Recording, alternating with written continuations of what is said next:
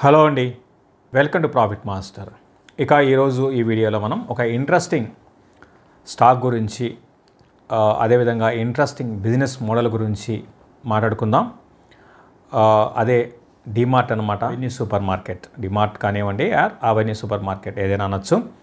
So ఇది కానీ గమనిస్తే మన ఇండియాలో రీటైల్ సెగ్మెంట్లో దాంట్లో ఒక యూనిక్ బిజినెస్ మోడల్ని సెలెక్ట్ చేసుకొని అతి తక్కువ టైంలో వెల్త్ క్రియేట్ చేసిన కంపెనీ అన్నమాట. అదేవిధంగా దమానీ గారు స్టార్ట్ చేశారు. ఇది 2002లో ముంబైలో ఫస్ట్ స్టోర్ స్టార్ట్ చేశారు. సో 2017కి ఐపీఓకి వచ్చింది. ఐపీఓ ప్రైస్ అనమాట 300. ఈరోజు కానీ గమనిస్తే ఇది దగ్గరగా 4,698 దగ్గర ఉంది. రీసెంట్గా పెరిగింది. లాస్ట్ 3 ఏళ్ళు మాత్రం ఇది సైడ్ వేస్లో ఉంది. 3 ఏళ్ళలో ఎవరెక్కడ కొన్నా కూడా అందరికీ నష్టాలు ఇచ్చింది. బట్ లాస్ట్ ఒక కొన్ని రోజుల్లో పెరిగింది. లాస్ట్ 3 నెలల్లోనే స్టాక్లో ఒక మూవ్ అనేది చూసాము. సో ఎందుకు దీని గురించి మాట్లాడుకుంటున్నాం అంటే ఇక్కడ నుంచి కొంత ఆపర్చునిటీ ఉంది అని అనిపిస్తుంది నాకు డిమార్ట్లో. దానికి రీజన్స్ పరంగా చెప్తాను. At the same time negatives కూడా ఉన్నాయి. సో ఎందుకు పెరగలేదు ఇన్ని రోజులు, ఇక్కడ నుంచి పెరగడానికి ఎటువంటి అంశాలు అని చూద్దాము. ఫస్ట్ ఏమైందంటే మన ఇండియాలో కోవిడ్ వచ్చిన తర్వాత ఒక భారీ చేంజ్ అనేది చూసాం. అంటే ఆన్లైన్ పరంగా దాన్ని ఏమంటామంటే కామర్స్ అంటాం. ఆన్లైన్లో మనం షాపింగ్ చేయడం అనేది బాగా అది ఒక ఇంకా చెప్పాలంటే ఒక అంటే కొంతమందికి అడిక్ట్ అయిపోయారు దానికి. ఆ విధంగా అయిపోయింది అనమాట. ఆన్లైన్ షాపింగ్ అనేది ఎక్కువైంది. మనం ఏది తీసుకోవాలన్నా ఏది కొనాలన్నా అటు మనకి ఇది నాట్ ఓన్లీ గ్రాసరీ కానివ్వండి, ఇవే కాదు, మనం ఈవెన్ మన షర్ట్స్ కానివ్వండి, తర్వాత వాచెస్ కానివ్వండి, ఏదైనా సరే మనం ఎక్కువగా మరీ ముఖ్యంగా టైర్ 1 సిటీస్లో ఎక్కువగా ఆన్లైన్ షాపింగ్నే ప్రిఫర్ చేస్తున్నారు. సో మెయిన్ రీజన్ అదనమాట. సో మన ఇండియాలో ప్రస్తుతానికి కానీ గమనిస్తే 5 లక్షల కోట్లు ఓవరాల్గా ఈ ఆన్లైన్ షాపింగ్ అంటే కామర్స్ బిజినెస్ కానీ గమనిస్తే ప్రస్తుతానికి 5 lakhs crores. ఇది 2028కి అంటే ఇంకా 4 ఏళ్ళకి ఇది 13 lakhs crores అవుతుంది. అంటే మోర్ దెన్ డబల్ అనమాట. ఈ అవకాశాలు ఇంకా అంతకుమించి కూడా పెరిగే అవకాశాలు ఖచ్చితంగా ఉన్నాయి. అయితే ఇప్పటికీ కూడా అంటే ఈ రోజుకి 5 లక్షల కోట్లైనా కూడా ఓవరాల్ బిజినెస్లో ఇది 5% మాత్రమే. 95% అంతా కూడా స్టిల్ మనకి పాత పద్ధతుల్లోనే బిజినెస్ అనేది ఉంది. అదే యుఎస్లో కానీ గమనిస్తే 24% ఉంది. గమనిస్తే ఇంకా ఇంట్రెస్టింగ్ కామర్స్ బిజినెస్ చాలా పెద్ద ఎత్తున హయ్యెస్ట్ కానీ గమనిస్తే 35% అనమాట, 34%. ఇక వాల్యూమ్ పరంగా చూసుకుంటే ఫస్ట్ చైనా, తర్వాత అమెరికా, తర్వాత ఇండియాలో గమనిస్తే అంటే ఇండియా తక్కువైనా సరే వాల్యూమ్ అంటే పాపులేషన్ ఎక్కువ ఉంది కాబట్టి వాల్యూమ్ పరంగా మన ఇండియా 3వ పొజిషన్లో ఉంది. ఫ్యూచర్లో ఇది బాగా పెరిగే అవకాశాలు ఉన్నాయి. అంటే ఈ విధంగా మార్పు, ఎకానమీలో వచ్చిన మార్పు ప్లస్ జనాల్లో వచ్చిన మార్పు ఏమైంది అంటే ఇటువంటి బిజినెస్లకి లైక్ డిమార్ట్ లాంటి బిజినెస్కి మీద కొంచెం కాదు బాగా గట్టిగానే దాని ప్రభావం మనకి చూపించింది. దాని కారణంగా ఏంటి అంటే డిమార్ట్ గతంలో ఏదైతే గ్రోత్ కనపరిచిందో ఒక టైంలో ఇది 30%, 40%, ఈవెన్ 50% గ్రోత్ పర్ యానం ఉన్న రోజులు ఉన్నాయి డిమార్ట్కి. ఫర్ ఎగ్జాంపుల్ మీకు 2000 అంటే కోవిడ్కి ముందు చూద్దాము. 2018-19 సేల్స్లో కానీ గమనిస్తే 33%, అంటే 18 నుంచి 19 ఫైనాన్షియల్ ఇయర్ కానీ గమనిస్తే 33% గ్రోత్ నమోదు చేసుకుంది డిమార్ట్. అదే లేటెస్ట్గా కానీ గమనిస్తే 23-24కి 18% మాత్రమే గ్రోత్ అనమాట. సో అంటే గ్రోత్ పరంగా లోపించింది. ఓవరాల్గా స్టాక్ ఇన్ని రోజులు పెరగకపోవడానికి ప్రధాన కారణం ఏమైంది అంటే గ్రోత్ లేదు. ఇప్పటికీ 50,000 కోట్ల కంపెనీ ఇది. పర్ సేల్స్ కానీ గమనిస్తే 50,000 కోట్లు, కానీ స్టాక్ పెరగడం లేదు. ఎందుకంటే గ్రోత్ అనేది ఆగిపోయింది. అయితే మనకి 22-23 తీసుకుంటే చాలా గ్రోత్ కనపరుస్తుంది. అదేంటంటే కోవిడ్ టైంలో సేల్స్ పడిపోయినాయి కాబట్టి మనకి బేస్ ఎఫెక్ట్ చాలా లో ఉంది కాబట్టి ఆ విధంగా కనిపిస్తుంది. అది కాదనమాట.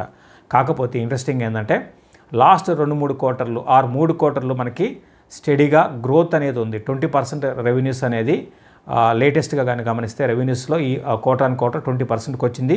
స్లోగా మళ్ళీ గ్రోత్ అనేది డిమార్ట్లో స్టార్ట్ అయింది. అయితే ఛాలెంజెస్ ఏంటి అంటే డిమార్ట్కి రాను రోజుల్లో అంటే సస్టైన్ చేసుకోవాలి అంటే గ్రోత్, వీళ్ళు కూడా కొంచెం మార్పులు తీసుకురావాలి. బిజినెస్ మోడల్లో మార్పులు తీసుకురావాలి. ఇంకా డిఫరెంట్ అంటే ఆపర్చునిటీస్ బిజినెస్లో అంటే ఎత్తుక్కొని ముందుకు వెళ్ళాలి. ఎందుకంటే డీమార్ట్ అనేది స్టార్టింగ్ నుంచి వీళ్ళకంటూ ఒక కొత్త యూఎస్పీ అండి. అంటే ఏంటి అంటే ఆఫర్స్ పెట్టడము. మనది ఏంటంటే ప్రైస్ సెన్సిటివ్ ఎకానమీ అంటారు మన ఇండియాని. అప్పుడు అదే ఇప్పుడు ఇదే మరీ ముఖ్యంగా ఒక 10 ఏళ్ళు 15 ఏళ్ళ క్రితం అయితే మరీ ఎక్కువగా ప్రైస్ మీద ఎక్కువ ఫోకస్ ఉంటుంది. అంటే తక్కువ ఉంటే కొంటారు వస్తువు. ఫర్ ఎగ్జాంపుల్ మీరు ఏదన్నా ఒక రిఫ్రిజిరేటర్ కొనాలన్నా కొంటే ఏదైనా టీవీ కొంటే మీ ఫ్రెండ్స్ కానీ మీ రిలేటివ్స్ కానీ ఫస్ట్ మిమ్మల్ని ఏం అడుగుతారంటే రేట్ ఎంత అని అడుగుతారు. అంతేగాని మీరు కొన్న వస్తువు యొక్క క్వాలిటీ ఎవరు అడగరు. ఫస్ట్ అడిగేది ఏంటి అంటే రేట్ ఎంత అని అడుగుతారు. అంటే దీన్ని ఏమంటామంటే ప్రైస్ సెన్సిటివ్ ఎకానమీ. అంటే మన ఫోకస్ అంతా కూడా తక్కువ ధరకి కొనాలి. ఎందుకంటే ఎకానమీ పరంగా పర్ క్యాపిటల్ ఇన్కమ్ చాలా తక్కువ ఉంది. ఎకానమీ ఏంటంటే స్తబ్దుగా ఉండేది. ఇప్పుడు కాదు, నేను 15 ఏళ్ళ క్రితం స్టోరీ చెప్తున్నాను. సో అట్లా ఉండేది. ఇప్పుడు ఏమైంది అంటే కొంచెం మార్పులు వచ్చే లాస్ట్ 3-4 ఏళ్లలో. సో మనం రేట్ ఎక్కువైనా సరే పెట్టుకునే మనకి స్థాయికి మనం వెళ్తున్నాము. ఇంకా ఫ్యూచర్లో ఆ విధంగా ఉంటుంది. కాబట్టి ఏంటంటే ఈ డీమార్ట్కి వెళ్ళేసి లైన్లో నిలబడి షాపింగ్ చేసి మనకు కావాల్సిన వస్తువులు ఆఫర్ కోసం వెళ్ళి స్లోగా తగ్గుతుంది. కానీ ఎప్పటికీ డిమాండ్ ఉంటుందండి ఇటువంటి బిజినెస్ కంటే. ప్రైస్ సెన్సిటివ్ అనేది ఇంకా ఈవెన్ నెక్స్ట్ 10 years తర్వాత కూడా మన ఇండియాలో ఉంటుంది. ఎందుకంటే ఇంకా చాలామంది పాపులేషన్ పరంగా చూసుకుంటే ఇంకా మనము అంటే మన పర్ క్యాపిటల్ ఇన్కమ్ చాలా తక్కువ ఉంది కాబట్టి చాలామంది పాపులేషన్ ఎక్కువగా ఈ ప్రైస్ మీదే ఎక్కువ ఫోకస్ చేసి వాళ్ళ షాపింగ్ అనేది ఉంటుంది. కాబట్టి ఫ్యూచర్ కూడా ఉంటుంది. కాకపోతే కొంచెం మార్పులు వీళ్ళు తీసుకురావాలి. అయితే డీమార్ట్ ఏంటంటే మనం మీకు తెలిసిందే బై 1 get 1 ఆఫరు, లేకపోతే 50% డిస్కౌంట్ ఇటువంటివి ఉంటాయి. 1-2 వస్తువుల మీద 10 వస్తువుల మీద ఇటువంటి ఆఫర్స్ ఉంటాయి. మామూలుగా సైకలాజికల్గా ఏం చేస్తారు, మామూలుగా జనాలందరూ ఏంటంటే దాన్ని కొనడానికి వెళ్తారు. మనకు అవసరం 2000కి షాపింగ్ అయితే మనం 5000 6000 షాపింగ్ చేసుకొస్తాం. ఆ విధంగా వీళ్ళకి మంచి బిజినెస్ అనేది అంటే ఇక్కడ దీంట్లో వీళ్ళిచ్చే ఆఫర్స్ ఏవైతే ఉంటాయో వాటిలో వీళ్ళకి డబ్బులు రాకపోయినా కూడా వేరే దాంట్లో వీళ్ళకి వస్తాయి. దీంతోపాటు ఇంకా చాలా ఉన్నాయనుకోండి. ఓన్గా రియల్ ఎస్టేట్ బిల్డ్ చేసుకున్నారు. తర్వాత ఇంకోటి కూడా ఏంటంటే వీళ్ళు ఏదైతే ఎఫ్ఎంసీజీ కంపెనీస్ వీళ్ళు ప్రోడక్ట్స్ ఎక్కడ తెచ్చుకుంటారో వాళ్ళకి డబ్బులు ముందుగానే అడ్వాన్స్గా ఇచ్చేసేసి సపరేట్ ప్యాకింగ్ చేయించుకొని, మీరు అబ్జర్వ్ చేస్తే డీమార్ట్లో దొరికే ప్యాకింగ్ బయట ఉండదండి. బయట మీకు వేరే స్టోర్స్లో ఉండవు. ముందే డబ్బులు ఇస్తే వాళ్ళు ఇంకో 2% తగ్గిస్తారు. ఇవన్నీ తీసుకొని ఓవరాల్గా కస్టమర్కి తక్కువ రేటుకి వస్తువులు అందించే బిజినెస్ మోడల్ అనమాట ఇది. సో ఫస్ట్ రీటైల్లో మంచి ప్రాఫిట్స్తో ముందుకు దూసుకువెళ్తున్న ఫస్ట్ కంపెనీ ఇది ఒకటేనండి. దానికి ముందు కిషోర్ బియానీ గారు ఉంది. కానీ ఎర్లీగా ఆయన ఐడెంటిఫై చేశారు ఫ్యూచర్ పరంగా, కానీ ఎగ్జిక్యూషన్లో ఫెయిల్ అయిపోయారు. అదేవిధంగా రిలయన్స్ రీటైల్ అది కూడా గమనిస్తే 2017లో ప్రాఫిట్కి వచ్చిందండి. ఫస్ట్ టైం రిలయన్స్ రీటైల్ పెట్టిన 12 ఏళ్ళకి ప్రాఫిట్ వచ్చింది. రిలయన్స్ రీటైల్ బిజినెస్ మోడల్ వేరు. అది ఇప్పుడు ఒక 5-6 కిలోమీటర్లో 3-4 స్టోర్స్ ఉంటాయి. బట్ డీమార్ట్ అట్లా కాదండి. ఏదైనా పెడితే చాలా పెద్దగా పెడతారు. సో లొకేషన్ కూడా మీకు చాలా స్ట్రాటజికల్గా మిడిల్ క్లాస్ వాళ్ళు థిక్ పాపులేషన్ ఉన్న ఏరియాలో మాత్రమే వీళ్ళు స్టోర్స్ పెడతారన్నమాట. ఇది బిజినెస్ మోడల్. అయితే ఇప్పుడు ఇంతకుముందు నేను చెప్పినట్టుగా మన ఇండియాలో కామర్స్ అనేది చాలా ఫాస్ట్గా చెప్పేస్తాను. కామర్స్ అనేది చాలా ముందుకు వెళ్తుంది. సో దాన్ని తట్టుకొని వీళ్ళు కూడా కొంచెం బిజినెస్లో మోడల్లో చేంజ్ చేసుకురావాలి. అట్ ద సేమ్ టైం వీళ్ళు కూడా ఆన్లైన్ సేల్స్ ఉన్నాయి. కాకపోతే బిగ్ బాస్కెట్ని అమెజాన్ ఫ్రెష్ ఇటువంటి వాటిల్ని దాటుకొని ముందుకు వీళ్ళు వెళ్ళలేరు కదా. వాళ్ళకున్న యూఎస్పీ వేరు, వీళ్ళకున్న యూఎస్పీ వేరు అనుకోండి. సో దాంతో వాళ్ళ కాంపిటీషన్ తట్టుకొని వీళ్ళు ఆన్లైన్ సేల్స్ పెంచుకోలేరు. ప్రస్తుతానికి డీమార్ట్ 2000 కోట్లు మాత్రమే ఆన్లైన్ సేల్స్ అనమాట.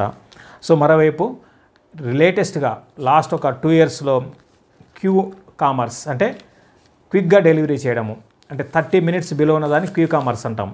దానికి విపరీతమైన డిమాండ్, 50% డిమాండ్ గ్రోత్ అనేది ఉందండి లాస్ట్ 2 yearsలో.